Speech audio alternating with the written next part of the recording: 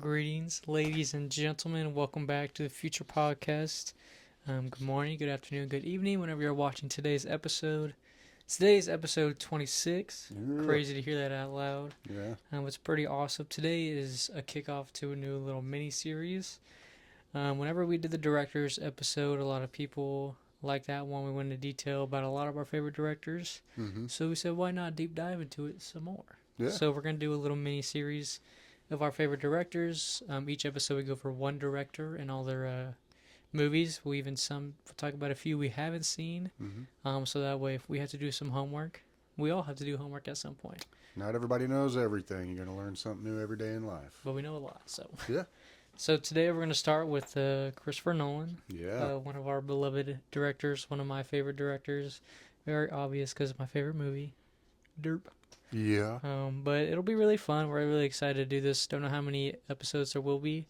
We'll keep going until there's none, though. Yeah, I mean, because there's a lot of good directors out there, and it's hard to really scale that down. So why not just go until the wheels fall off and pretty much. we get down to the bad directors, and then we'll stop. Yeah, and some episodes may be longer than others. You don't have a set time for these. Like Christopher Nolan, he's got a lot of long movies, so we got a lot of talking to do about him. Yeah. And stuff like that. Obviously, you have Batman trilogy and a lot of other ones. So some of them, he made a lot. Then we'll do Spielberg, everybody else, and everything like that. But we got this one will be a really fun series. So when we're done with this series, let us know which director is your favorite. And then for every episode, let us know your favorite movie out of all these directors' category. Your favorite scene. Maybe if you have a few scenes for the movie that you really love. We'd like to hear what y'all like, because then it kind of just lets us know like what other people like. It's fun. Yeah. Set the tone for the next episode. Exactly. But what we'll do is we'll get in a list. None of mine are in specific order. I just have one off of memory, basically, to start writing off movies from ones that just popped in my head. First one I thought of was Oppenheimer. Obviously, brand new, his newest one. Yeah, his latest one, yeah. I saw that one in theaters opening weekend. Even though I saw the 11 o'clock showing, I didn't fall asleep because it was so entertaining. It's just such a... Obviously, everybody knows how great of a movie it is and won so many awards. Won the Oscar. I mean, multiple. It's just insane the amount of Emmys and Grammys it won. It's just... It shows you how well he can direct when every aspect of his movie won an award, whether it was an Oscar or an Emmy or anything like that. Yeah. And getting Best Picture and Director in the same year, that's hard to do. And I mean, an incredible cast. You all kidding around. me? Like, Jesus. everybody from Cillian Murphy, RDJ, obviously. You know. You just got everybody in there. You got Albert Einstein in there. It was so amazing to see that because I really like history. It's really cool to know about what happens. And to see that in a movie, it's two things that I enjoy in one, so why not watch it? Yeah. And the effects on the movie and their practical effects just makes it that much better whenever like in his head he's imagining the bomb and you see like the sparks and everything, like all the explosions happening basically in his head when he's trying to figure out the equations. Yeah. And just such a good movie. It's a great end to a movie. It really dives in that question of we did something, should we have done that though? Yeah, which mankind has begged that question quite a few times here in Too recent many history. times, yeah. Yeah. But Oppenheimer is such a good movie. I would suggest if you haven't watched that one in a while, it's still fairly new. It's only been a year and a half. Yeah, about a year and a half. So it's still fresh new. Obviously, we know that he's working on the Odyssey. So I'm excited to see what Christopher Nolan does with that. I think everybody's excited to see that one. Any movie he announces, there's nobody who's like, why are you making another movie? Everybody's like, please make another one. Well, and as we go through this list, you know, it'll speak for itself on why people are always excited to see when it's released. It's going to be a Christopher Nolan film. They're like, really? It's like, okay, I can get behind that. Yeah. So it's so fun. I love all his movies. Yeah. Can't go wrong with Oppenheimer. Like I said, history. And the way it goes through everybody's perspectives, everything like that. The whole court process is really cool. Yeah. Seeing how that goes down and showing that you reap what you sow. You do. RDJ found that out the hard way. Yeah. It's like you try to screw over somebody, you're going to get that treatment. You're going to get it. I really like that. But out of everything, Cillian Murphy delivered phenomenally. Oh yeah. I can't see anybody else of being. He must have just one and done. It was like, if I don't get Killian, the movie's done. There's a lot of times I feel that is the situation, and I think it might have went that way here because I don't see anybody else that would have been able to pull that off. Who? It's just he did so You know. phenomenal, and just the way he can act and get into those characters is just awesome. Yeah. But I don't think anybody's gonna complain. Oppenheimer, like if you were to give it 1 out of 10, I'd probably give it like an 8 or 8.5, probably. Well, I mean, it got 93 on Rotten Tomatoes, so that tells Pretty you. much a 9 out of 10. I mean, that's about a 9 out of 10 in most people's eyes. Very few people disappointed. Probably history buffs They're who like they probably forgot this noticed, one person. yeah, one or two things that just. Oh well, can't complain. Us Marvel people do it all the time too, but 93%, all the awards we talked about. Insane. You can't, people say, well, you can't judge a movie and say it's only great if it wins awards. True, but in this case, it helps the argument. It does. It's like, well, you can't Yeah. argue now. Like what's Eating Gilbert Grape? It's like you can argue that it's a great movie and just didn't get lucky to win an Oscar for Yeah.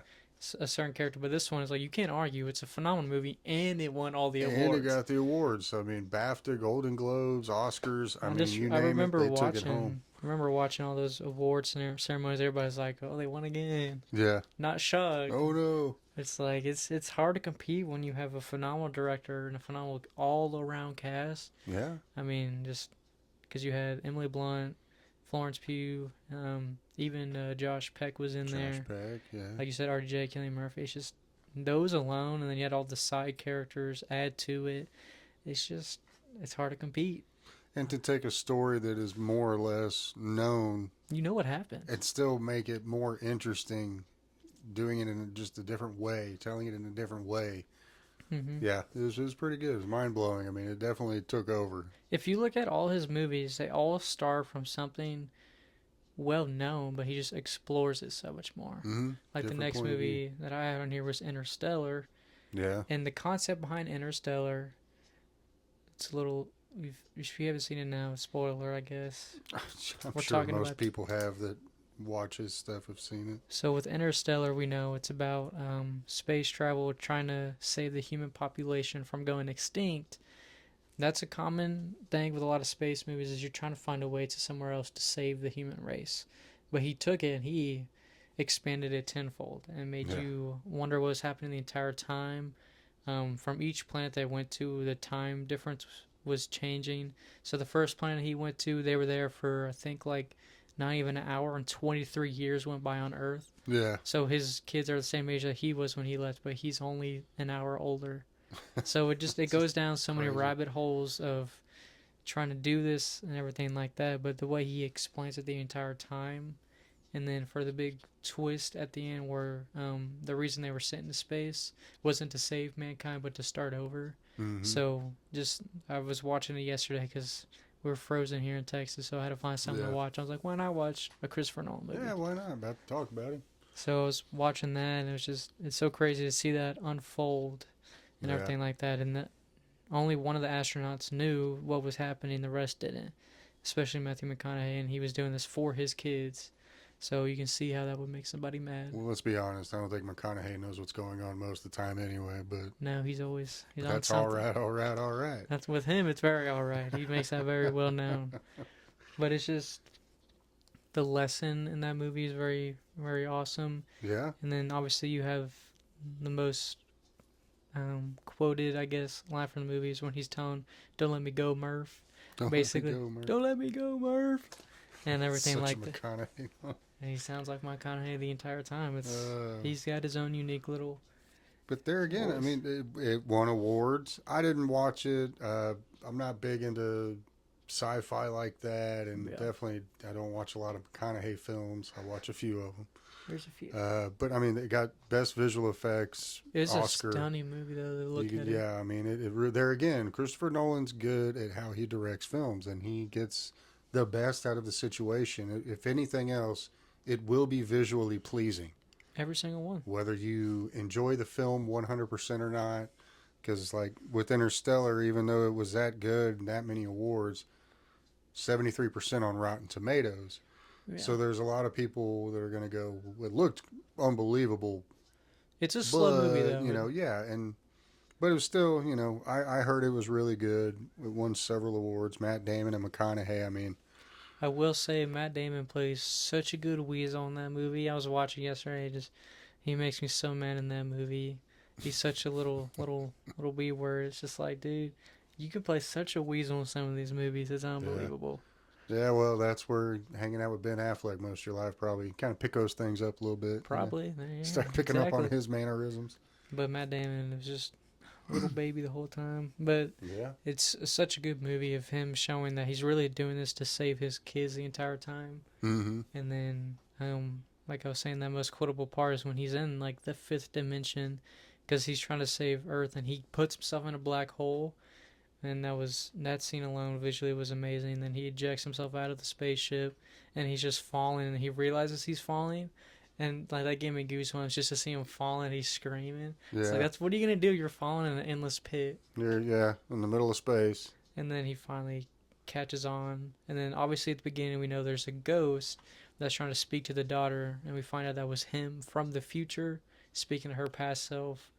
And then the future daughter figures it out. It's interesting. Yeah. And it's just like to think of that, to be the one to write that and direct that and just come up with that. It's like, dude, how do you just come up with that? It's a different playing field of a way of thinking, and we are not on that level. We just get to enjoy the end product of what he can do. It's just so amazing how he thought of that. Again, cast all around was phenomenal. He does a really good job of casting. He's really never had bad casting. If you watch any of his movies, it's like you just know how to cast a good movie. It's generally pretty much saturated with big movie stars. It's just like, they give you a good budget, don't they? Yeah, they do. Let's bring them all in. Interstellar, that one was awesome to watch. It's definitely on his emotional side of movies, without a doubt, just because of McConaughey. Oh, yeah. Again, McConaughey can, whenever he does deliver, he can do some good stuff.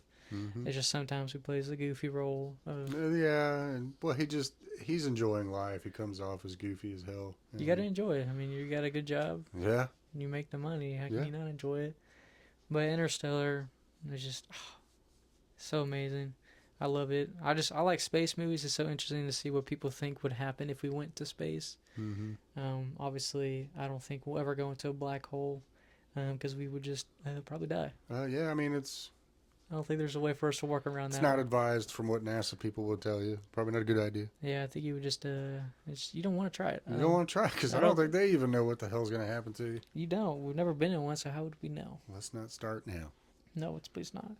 But yeah, I feel like that one's a great one just to show, even after all that time, and then at the end he finally gets back to everything. He's still the same age, but his daughter's like 95 or something. Yeah. So it's crazy to see that, and then at the end he goes to the new planet where they're starting life over, but they saved everybody.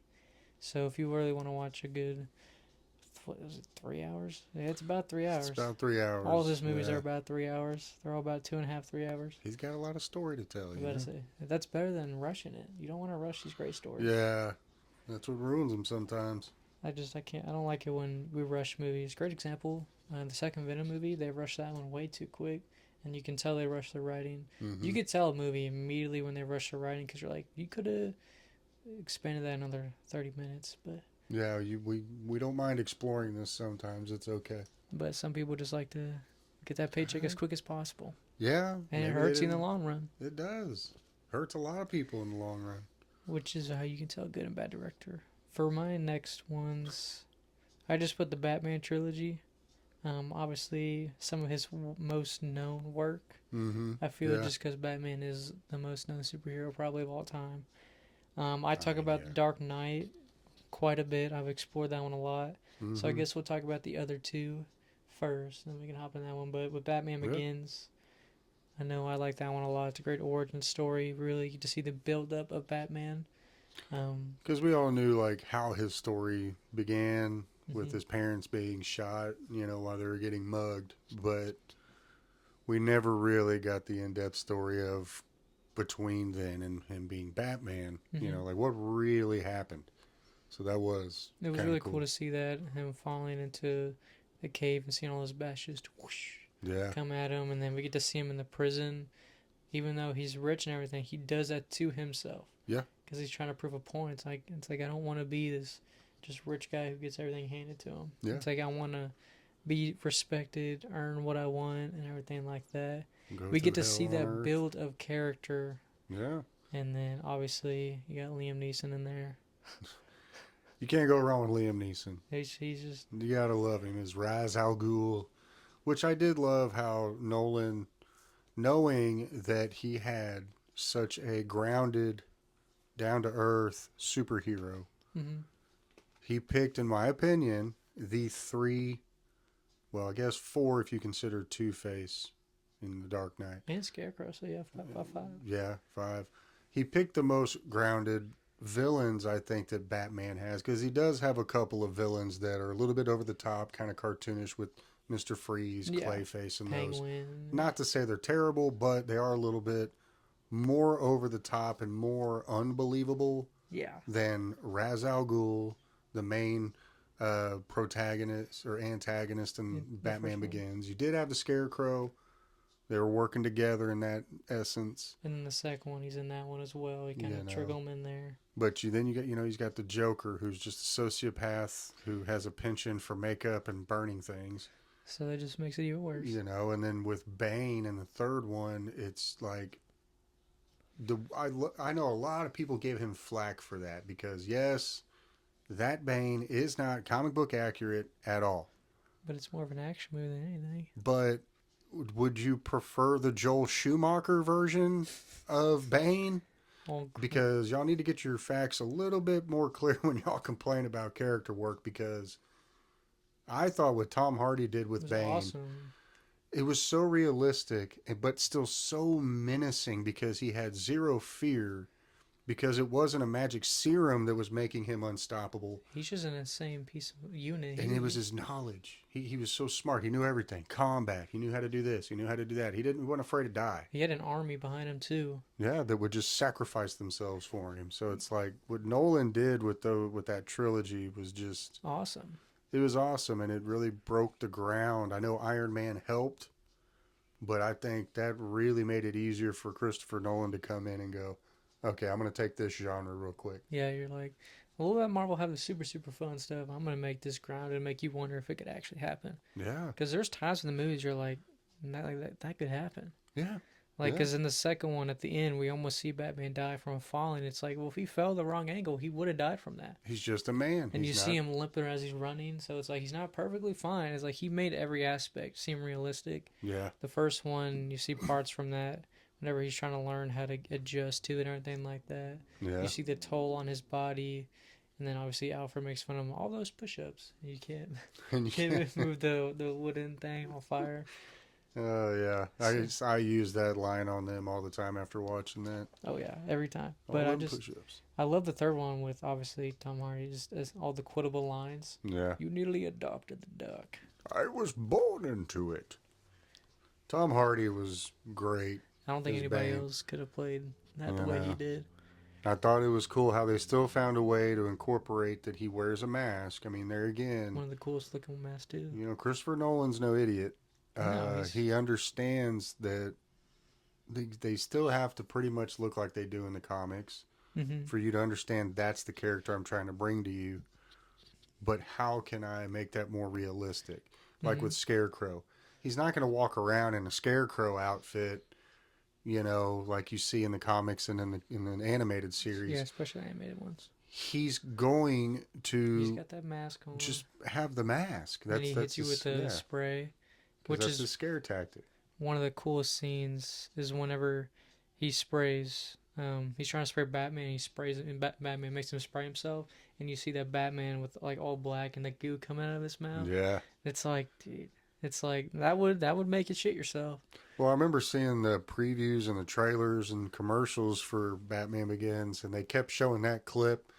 And all I'm thinking is, because at that time we didn't know what the movie really was about. No. And you see that clip of Batman, you're like, what in the world kind of Batman movie we getting? Like, what are we doing, a horror movie? That whole scene is awesome. You have the iconic line when Kenny Murphy, they hear him, they're like, what is that? And he's like, it's the Batman. The Batman. And it's like, he's so crazy, that character. He's fascinated by him. Yeah. But he just wants to do all like his science. It just shows you how crazy is that one scene with I think it's one of the lieutenants where he's like, I gotta diagnose you. And then the Yeah. guy's like, no! And you hear him just shut the door Yeah. and he sprays him. It just shows you it's like Gotham is really corrupt and they had to bring all the grounded characters on one. Like you were saying, the way they made their outfits look in every Oh, single yeah. movie. Yeah. Joker, obviously the most known. He's not super purple and green. No. In the comics, that's phenomenal. In the cartoons, it's awesome to see that. Yeah. But in real life, you don't want to be that standoutish. He's not going to walk around in a purple tuxedo. He Yeah. had a dark, like purple, and It is dark, dark purple. and it was just a regular suit, and but I thought it was, Cillian Murphy was supposed to be Batman. Oh yeah, I've seen the clip Yeah. where he's wearing the.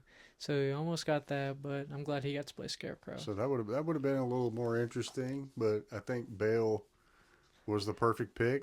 I just wanna show something. They did a poll online for the best Batman, and Christian Bale did win. We'll talk about that on another podcast. It's okay. I think Michael Keaton got a second. It was him. Yeah, he better. It was him and Pattinson. Pattinson surprised a lot of people. Those three are the top three. Get to that when we talk about some Matt Reeves films. Best part is Ben Affleck, I think, got the second least or the least. Clooney had to get the worst. Now I think people like Clooney a little bit more than him. They like the Adam West more than a lot of them. Well, I mean that's OG Adam West. I mean, because I think it was was Bale, Keaton, Pattinson, West, and then I think Val Kilmer, Clooney, and then Fleck. But Ben Affleck, like we always say, he wasn't a good Batman. He's not a good anything in the movies. He's not good at all. I'll argue that. I'm sorry. I just don't think he's a good actor. Anybody who does the movie called Geely with Jennifer Lopez, you've lost me for the end of time.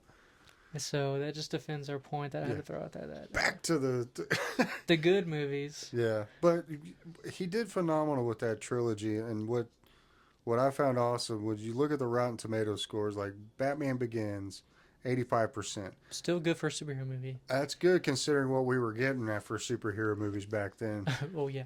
Now you look at The Dark Knight, okay, obviously cult classic. Much more range because he had more freedom once the first one did so good. 94%. I would say it's about 100 in my heart. It's 100 in my mind, and I mean, it goes to show you with Heath Ledger getting an Oscar for his performance as the Joker, rest in peace. Now you get to The Dark Knight Rises, it drops down a little bit, still better than Batman Begins. We get 87%. Begs the question, how much better would Dark Knight Rises have been had we not unfortunately lost Heath Ledger as the Joker? It probably would have been my favorite if they both were in that. Because he was supposed to come back in it. Yeah. He didn't get killed off. He got caught and sent to Arkham. Yeah, and then obviously you can't recast that. And he knew it. He was like, I got to rewrite Tom Hardy. You're getting the whole paycheck, I guess. Well, because in all honesty, Christopher Nolan got to sit there and watch the genius that was Heath Ledger in The Dark Knight. He knew. He had to watch that in every scene and go, it's irreplaceable. Yeah. Like Batman, you could somewhat change out some of the other villains and characters. Obviously, we had the recast for Rachel and stuff like that. Which I think that was an upgrade in casting, if you ask me. Yeah. Much better. And that one is like, that's the only recasting there was, yeah. I'm sorry, Katie Holmes has like no emotion. You can't tell if she's scared, crying, mad, happy. No, you can't. Yeah, no. It's bad. Maggie Gyllenhaal was a much better replacement for Rachel Dawes. Yes, it was. But it's like you can't replace the best Joker in live action. I mean, it's hard. They've tried to redo it. Clearly, it's never done good so far. Nope. I don't know what James Gunn's got in mind, but he's got a lot of things to build up to. We'll get to his movies too in the future. Yeah. But it's just you got a lot of competition when it comes to Heath Ledger. For the director just to know how good of a character that he did, that he stopped, like, we can't do anything with it. Yeah. It's like, because we can't get up hopes about bringing him back because there's nobody I want to even touch that. Like, leave it alone. I think it would have been disrespectful anyway. Much to the same veins as bringing in someone else to play T'Challa all of a sudden in Black Panther 2. It's like, come on, man. The guy didn't just walk off set and said he didn't like your script. He passed away, unfortunately. Poor gentleman is dead. Let's give him the respects for his legendary performance and just let it rest with him. Mm-hmm. But I am interested with James Gunn because I like his vision. I like what he does. There's only two people in this world I think that could pull it off. That's Willem Dafoe. He would be a good old Joker, yeah. And Bill Skarsgård. He could be good. That's the only two I could ever envision seeing them being able to dive into that character enough and have the physical presentation and ability, because they're both very animated actors. Like the way that, Willem Dafoe plays Goblin. I mean, he's very animated, very... He brings on that role. The only other person I saw was the guy who does Terrifier. There was like a Comic-Con thing. He was there, and somebody asked him to do an impression of the Joker, and he did a really good laugh, but I don't know how he would do throughout a whole movie. Yeah, because the kind of actor he is, he got the role just because of his facial expressions and his ability to just be creepy. He doesn't have any lines. He doesn't talk. It's a possibility, but it's one of those where it's like I would want to see a screenplay before I want to go with it. I definitely did not. Well, I was sort of like the deleted scene from Batman with Joker. It's just that actor I'm not a very big fan of. Yeah. Let alone person in general. It's just like I don't know. It seems he doesn't fit that role. I mean, I always give people the chance. I give you everybody deserves a chance. So if he can redeem it, he can redeem it. Mm-hmm. But from Eternals, his acting seemed very dry in my eyes. Last time I watched it, from what I remember. Yeah. So it's like for this important of a character, especially to us, it's like I want to see you put in the work for it. Yeah. Like Heath Ledger became the character. Like if you're to his own demise, yes, he did. So if you're gonna take on that role, take it on right, I guess. Yeah, take it on right. Give it its respect. Don't do it just for a paycheck and just to say that you did it, like Jared Leto. We're not even going to talk about it. Calling you out 30 Seconds to Mars. Yeah. Yeah, those aggravated me. But Batman trilogy, that's probably his most known work just because it's superheroes. Yeah, I would. Well, up until Oppenheimer, I would agree with you, yes. Yeah. Definitely, especially Dark Knight. I would say those three really pushed him out into the front real quick. But any movie he's really good at. Mm-hmm. Yeah. I mean, what else? Which one do you think you want to go for next? Well, I'm going to throw it back a little bit. Back to where he started. Because this is some homework that we're going to do as well. This is some for the viewers and the listeners as well. His first major motion picture he ever did back in 1998, and I still need to go watch it, Following. It's about an obsessed writer. Other than that, I couldn't really get much more on it. I just need to find out where it's streaming so I can watch it, because apparently it got a Rotten Tomatoes of 83%. For your first movie, that's pretty damn good. That's pretty good. And it did good enough, and it made enough of an impact in the industry that's when they started giving him bigger movies and more money and more people to get in as a cast. But that's one I was going to start off real fast before I get to my next one, just because... A little homer for all of us. A little homer for everybody, I didn't know about that one, but Following by Christopher Nolan. Apparently it had a lot of high praises, so we're going to have to take a step back and watch that one. We got time today. But his first big film that he was given, by his studio to be put out in the mainstream, and I felt like he got a lot of attention with it, and that was Memento. Yeah, phenomenal movie. Guy Pearce, Joe Pantoliano, Rotten Tomatoes 94%. Look at the trend you're already getting. First two films, and they're above 75. The fans just love what he's doing already right off the top. I think if you get over like 70, that's a good film. Over 80, you're working 90, like 85 and up.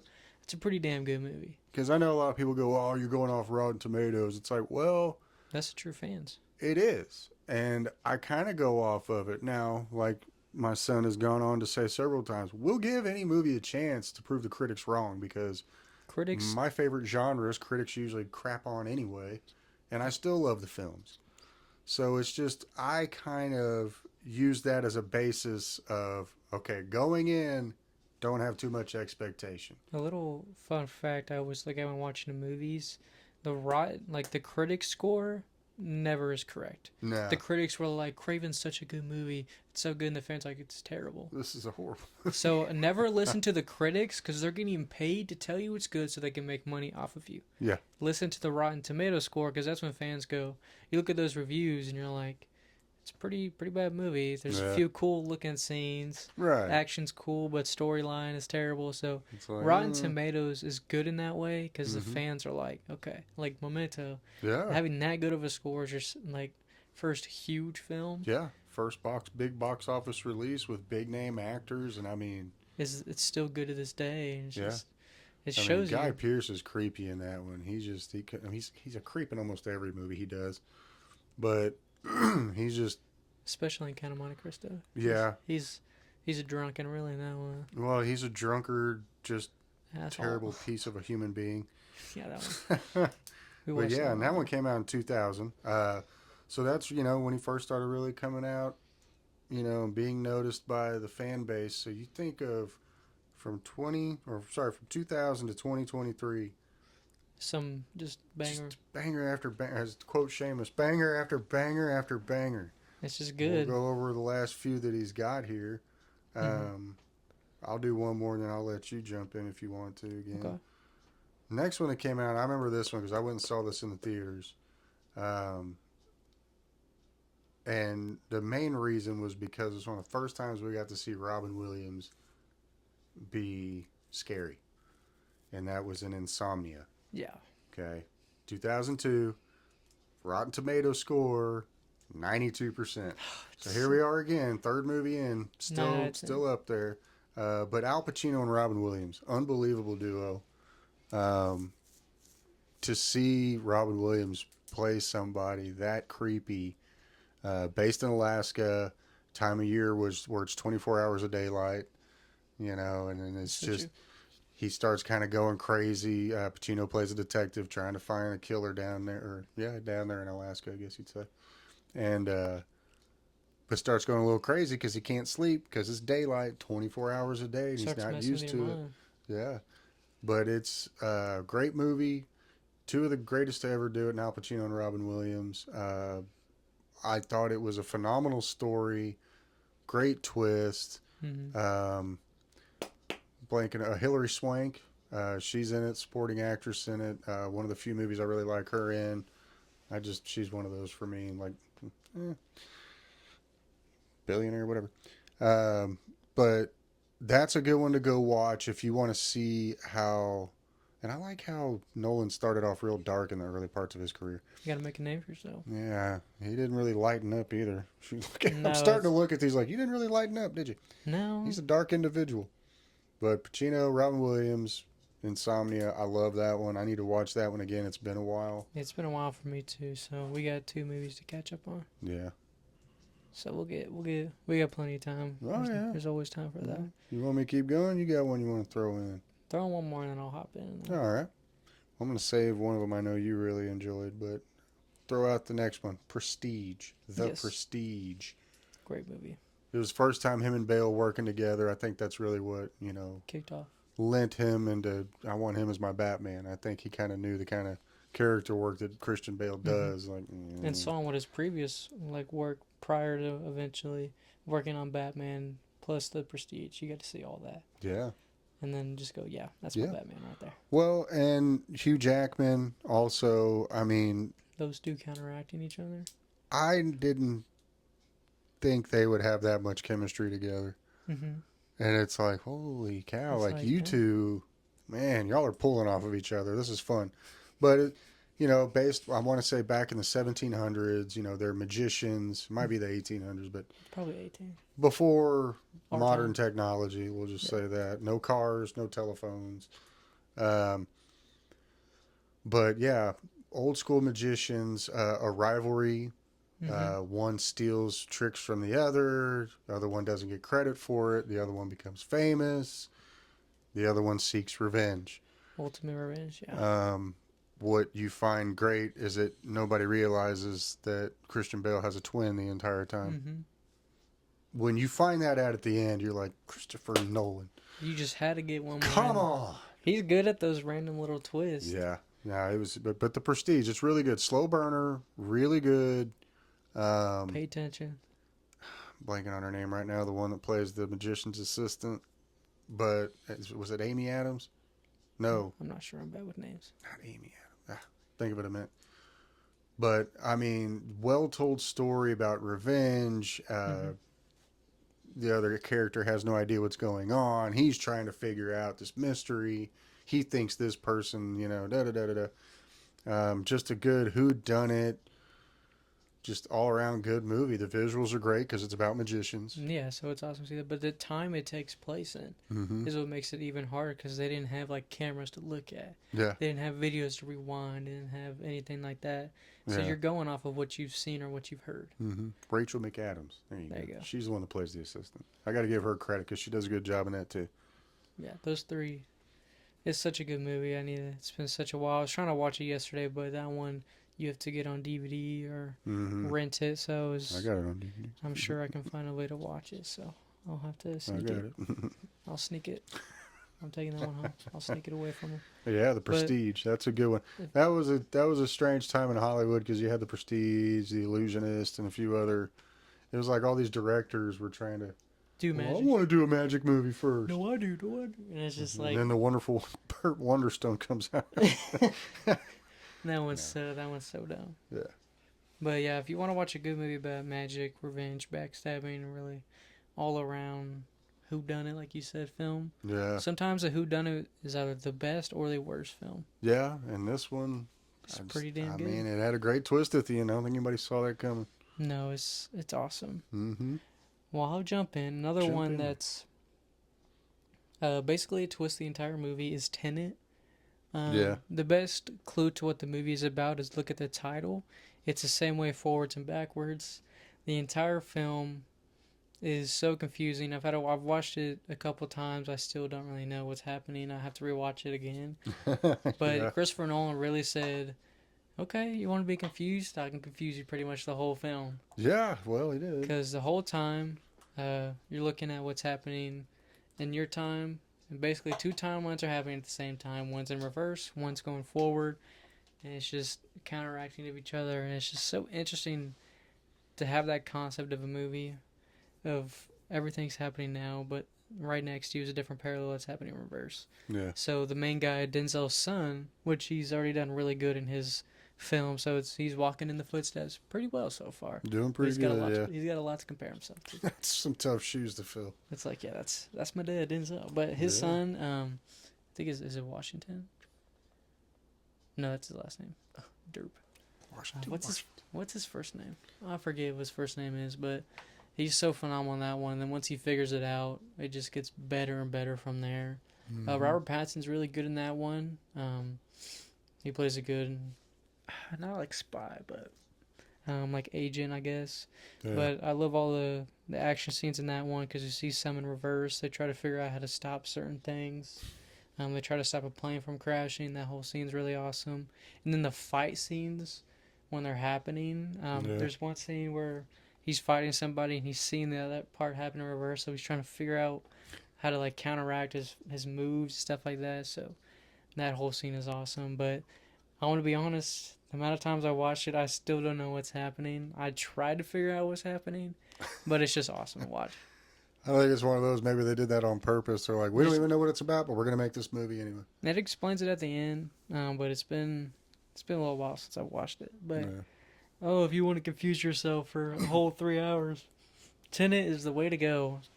I only watched part of it because, like him, I kind of couldn't keep up with it in some parts, and so... It's hard to keep up with. I just kind of, that, and to be honest, it's actually probably his worst rated film. It's a COVID film, so that's the hardest part. You got a Rotten Tomatoes of 70%. Still pretty good, though. I mean, it's a big drop off. I forgot to mention with the Prestige, you had a Rotten Tomatoes of 77, so I mean... Yeah. I don't know. I think maybe that's why so many people... They just didn't understand it. They just didn't understand it. And there are some movies like that. I feel like that's where some movies don't get a lot of credit is because maybe just some people don't get it. Yeah, it's hard for, like, even though we're big moviegoers, there's some films where you're just confused. You're like, what's the point? What? Like Well, Tenet, yeah. I really don't know what the ultimatum of the film is sometimes. I'm sure if I watched it later, I would probably understand a little bit more after talking about it. Yeah. But that one, I'd probably have to sit through it like 2 or 3 times in a row. Yeah, and I don't Which think I is, can do that. I don't think I could. But it's just really visually appealing. Great cinematography. Mm-hmm. I mean, it's a good film, no doubt. It's a Christopher Nolan film. They're all good. Yeah. But man, if you just want to not know what's going on, that's the film. That's the film to do it for. Maybe that's what McConaughey watches every day, just so he don't have to know what's going on. That's probably what he does. Just gonna put in some Tenet. All right, all right, All right. all right. Well, we got 2 films left. Which one you want to talk about first? I guess we'll just do Dunkirk real quick. Okay. Neither one of us have seen Dunkirk. Came out what, like 2018? 2017. That was close. That's pretty Yeah. close. I've never seen it. I've heard it's great. I need to watch it. A lot of people have told me it's good. I just haven't gotten around to it. I don't really have. It's a war movie. I'm not big on war movies. We never have been. I don't really watch war movies. The only reason I watched Oppenheimer is because it's about science in the war, not about shoot people in the war. Well, it's just, I don't know. I grew up with 2 grandfathers. I had 3 grandfathers, but I had 2 of them I was very, very close to that were in some very serious wars, and they just never wanted to talk about it. So, It makes you not want to watch it. yeah, I don't know. I feel like sometimes I understand it is telling great stories in history, but I feel like sometimes it's kind of glorifying what people sacrifice their lives for. Yeah. So maybe don't make a movie and make millions off of it. Like, yeah, Do a documentary and make a couple $1,000s off of it, and then donate the rest. I don't know. Because it's like when you watch these horror movies, there's nothing enjoyable about them. No. Like Saving Private Ryan, it's like when you watch the beach scene, it's like why would I want to watch that? Yeah. It's like that happened. It's like it's not fake. That happened. And it's just, to me, it's just a reminder of what we're trying to get in this world, getting away from all that, killing each other. And Why would I want to watch that?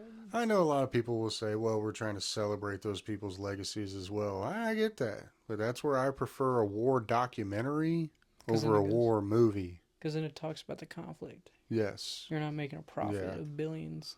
But, I mean, you got Tom Hardy and Cillian Murphy in there, so it can't be that bad. No.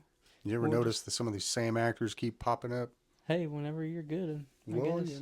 They like how you direct them, and they're going to keep coming back. Like, got a 92% on Rotten Tomatoes. So. That's the thing, is it's not a bad movie. I've never heard anybody say anything bad about it. Nope. It's not for me. Yeah. I'll probably watch it one day when I'm that bored. I think it's on either Netflix or HBO. Most of his are, you can mostly find his pretty easy. His are pretty simple to find. And then you want to start with the last one? Well, I mean, without further ado, the last one, which is probably one of his most critically acclaimed films, not his highest on Rotten Tomatoes, still got an 87%. 2010's Inception. Yes, one of my favorites by him. Totally. It is, I mean, it's an amazing film. Probably one of his best casts, besides maybe Oppenheimer. But, I mean, you got Leo, you got Joseph Gordon-Levitt, Tom Hardy, Cillian Murphy again. I keep naming off the same guys. It's weird. You have, what's her name? Well, now it's a he. But... Well, now it, anyway. Inception, dude. I mean, that one changed the way a lot of people started making movies. Like we've talked about so many times. It's such a great film, and the depths it goes into the most simple question of what happens if you go into someone's mind, like I've talked about previously. It goes into that idea on so many layers, so many concepts. It just makes you wonder the whole time. You don't know whose head you're really in. Yeah. You don't know if it's real or not. Like I mentioned in the previous episode, the parts where like the everything explodes, but it's like a slow explosion that stops. You see like other fragments, basically fragments of your mind imploding on each other. Probably your brain cells is what that is. More than likely. Exploding and combusting. If you're not careful enough, like he says, you can literally explode your brain basically. Like you'll stop having function. I just love how smart Christopher Nolan is because, not writing the film, but being so smart that reading the screenplay and getting it every time. Everyone getting it. Oh, I understand what you're wanting. Let me put that into a visual for you. I mean, he blew it out of the water with this one. I mean, every scene is awesome. The part where we're in Leo's head and you can just see basically how destroyed he is physically and mentally. Yeah. Because obviously his wife and everything is dead, and he can't see his kids, everything like that, just because he's always working to try to figure out stuff. But to see like the whole city basically just crumbling, falling into the ocean, and just that one building of his old apartment, it's just all crazy. around. It's awesome. I love the scene where he's teaching her how to go into her own mind. Then you see her changing the world, and he's like, "You got to be careful." Yeah. And she starts like collapsing in itself, and he's like, "You better stop." And it's like you're gonna mess up, and then they have to bring them out of there, and everything like that. Like I mentioned, they all have their own little piece of the real world, so they know they're not in the mindset anymore. Yeah. He's got the little dreidel. What's his name's got the heavy dice, and then everybody's got their own thing. A little trinket. But I do like Tom Hardy in that one. Yeah. He's not too big of a character, but he fits his role perfectly. Without him, it wouldn't have made sense. You could have, but like he would have been missing for sure. With every character in that movie. Mm-hmm. But I just love that movie. They're basically trying to run away from the authorities, trying to do this, which really shows that what they're doing is really risky because you're running away from the authorities. Yeah. But I just love that film. I'll never get tired of it. No. It's just such an all-around great film. Like you said, the cast. Well, the cast, and I mean, God love him, but Joseph Gordon-Levitt, this was probably about your peak right here, dude. Unfortunately. I had a lot of high hopes. I thought he was a good child actor, and he was starting to do some good stuff, and then it's like, I don't know what the problem is. He even used him again in Batman. Yeah. I forgot about that. Yeah. Christopher Nolan, man, I mean, I like his loyalty to some of his actors, and I love the loyalty what these actors have for him. I would love to see him and Pacino do some more work together, but Pacino's getting a little too old. He probably won't. It was like, man, but other than that, I mean, if you look at the list of these people, when he got to Batman Begins, it's like he kept using almost the same people and would put a person in, take a person out almost to replicate that.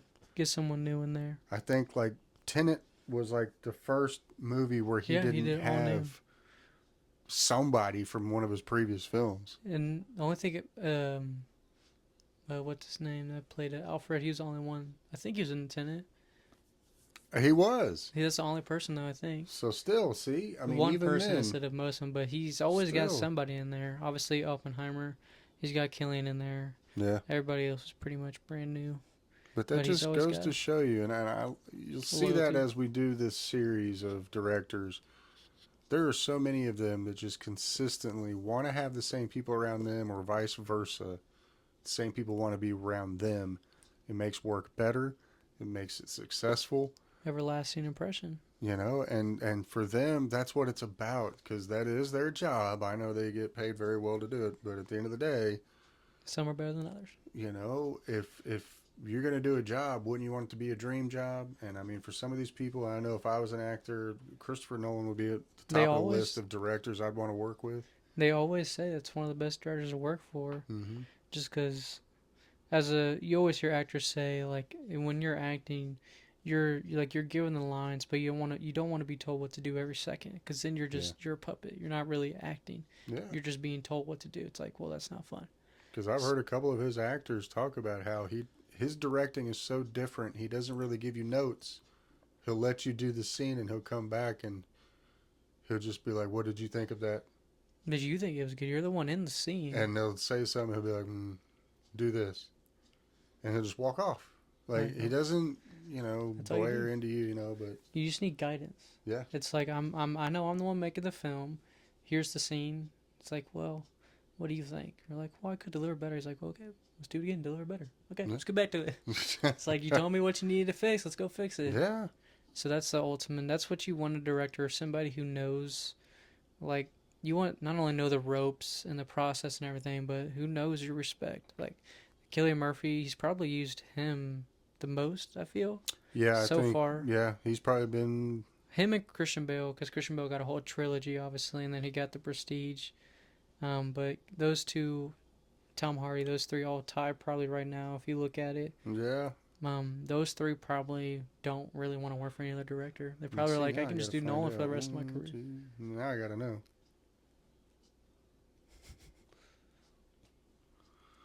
He has used Cillian Murphy 6 times. So he's used him the most. That's amazing. Yeah, that shows that tells you they understand each other very well. But it was so awesome to see Cillian Murphy talk about Oppenheimer after the fact. He never says anything bad about the movie. He talks about how much he loves it. Yeah. And that's one of the best actors right there because he's so simple about his life and everything like that. I love it, the one interview where they asked him about emojis. He's like, what are those? Yeah. Like, you don't know what emoji is? No. Uh-huh. He's a simple Irishman. That's all he is. That's all he is. And he got lucky and he got he got made in the big times. Yeah. But Nolan, great work. Mm-hmm. I can't wait to see Odyssey. That's probably going to come out for probably the next 2-3 years. But when it does come out, best believe we're going to talk about it. Oh, yeah. Right after we watch it. It'll be so awesome to talk about that. But I'm excited to see what else he does. I'm sure he's coming up on his retirement, probably, unfortunately. People thought Oppenheimer was going to be his last one. I was worried it was. Just because to go off on that high of a note. Man. Yeah. That would have been one. That would have been one to end it off on too. Yeah. Is that high of a note? How do you get much better than that? Well, there were several directors like that with James Cameron, Spielberg. There was a lot of them that felt at one point in their careers like I could just stop. I mean, Tarantino, he's only doing one more. I think he said he's gonna do it's like a TV miniseries and that's it. I mean, he's had pretty. Well, we'll talk about him obviously at one point. Oh yeah, I love me some Tarantino. We might do that one next, or Spielberg. One of those two are next. Yeah, but those will be our next two. But we really enjoyed. I enjoyed this episode. It's fun to just go in depth and because we're basically going down someone's playbook and just picking it apart in all the good ways. I mean, no really bad films. It's hard to say. It's hard to walk into a movie theater and go, yeah, that Christopher Nolan movie was terrible. Yeah, that was no one's ever Nolan said film. that. If somebody said that, they're off of something that is from the streets. That is, they're not right in their head. And something's wrong. They got dropped on their head. Something. That's probably more likely what it is. But Christopher Nolan is one of the best that's ever done it. Will always be considered one of the best. I will argue it until I'm gray and old, and if I'm the only person in the room who's seen it, I'll make it damn well known. Yeah. So, Christopher Nolan, we appreciate your work. Yes, it's phenomenal. If we ever do get a guest on this podcast, that will be one of the few we will be working very, very hard to get him on here. I just want to pick his brain apart. It's like, how did you think of that? How do you see it that way? How do you direct that kind of movie? Yeah. But I'm just ready for Odyssey, and then if he does anything after that, it'd be kind of cool if he did another space movie. He's only done one, but maybe he wants to keep it that way. I want to see him. What if he did like a Western? I think he looks for the right screenplay. I feel like he gets so many handed to him. Who knows how many offers he gets a day? Oh, good Lord. But he probably just looks at the pile and goes off the names. It's like, no. But he probably read the Odyssey and was like, that one seems interesting. And read it and was like, I know what I'm going to do. Yeah. Sometimes you just know. You read something, you're like, that's it. He can visualize it. That's why a director is so different, is that they can just see it as they're reading it, and they're like, okay, this is what I want to see. I'm sure when he read Oppenheimer, someone's like, we want to do this concept. He was like, Cillian, guess what? Hey, man, I got you. I got this great movie for you. Got you another movie. You want to make $10 million more? He probably made more than that, but... Yeah. Oh, directors are fascinating. It's always been one of the things. If I ever did make it in Hollywood, I wanted to be a director. Who knows? Maybe in the future. Maybe we'll get lucky with one movie. Yeah. But let us know how you feel about this series, how much more you want to see of it. We're excited to do this. We appreciate all the views we're getting. Absolutely. If you like what you see, feel free to like, comment, subscribe. We're not going to force it on you. Obviously, this is no selling point. There's no ad at the end of this where you have to buy some weird deodorant or book or anything like that. We're just here to just talk about movies, shows, comic books, everything like that. So if you want us to do sports, we'll dive into that eventually. Yeah. I know the Super Bowl is coming up soon, so maybe we'll deep dive into that. This season was a little, I feel, boring on the NFL side. especially because our team did not deliver. I think we all know the Chiefs are just going to get handed the Super Bowl, so they can say they can finally make history with a three-peat team. Yeah, they cheated. We all know they cheated against Houston. Let's be honest. Yeah, they did. But Cowboys disappointed. Longhorns, they decent. But yeah, we enjoyed this episode. We hope you all have a good rest of your morning, your afternoon, your evening. But I think for episode 26, that's going to wrap it up. Yeah, I feel good. We'll see you on episode 27, and we hope you all enjoy and have a good rest of your time. Peace out.